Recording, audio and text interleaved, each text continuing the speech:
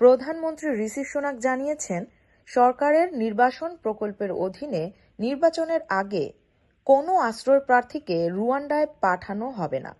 ধারণা করা হয়েছিল, অবৈধ অভিবাসন মোকাবেলায় তাদের প্রধান নীতি প্রদর্শন করতে মন্ত্রীরা ভোটের আগে প্রথম ফ্লাইট বন্ধ করার চেষ্টা করবেন। কিন্তু প্রধানমন্ত্রী এখনই বলে দিয়েছেন, 4 জুলাই যদি পুনরায় কনজারভেটিভ পার্টি নির্বাচিত হয় তবেই প্রথম ফ্লাইটটি পাঠানো হবে। এর আগে কোনো ফ্লাইট রুয়ান্ডায় পাঠানো হবে না। এদিকে লেবার পার্টি ক্ষমতায় জিতলে পরিকল্পনাটি বাতিল করার প্রতিশ্রুতি দিয়েছে।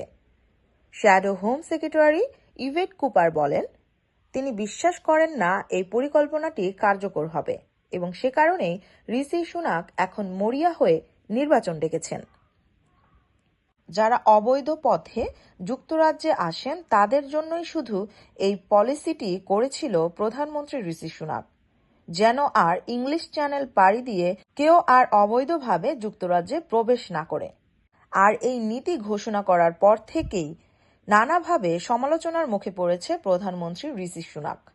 এখন নির্বাচনী প্রচারণার জন্য তিনি কিছুটা পিছিয়েছেন। তবে এখন যুক্তরাজ্যবাসী অপেক্ষা করছে 4 জুলাই কে হতে যাচ্ছে যুক্তরাজ্যের প্রধানমন্ত্রী। লেবার পার্টি ক্ষমতায় আসবেন নাকি কনজারভেটিভ পার্টি পুনরায় ক্ষমতায় এসে তাদের এই নীতি কার্যকর করবেন?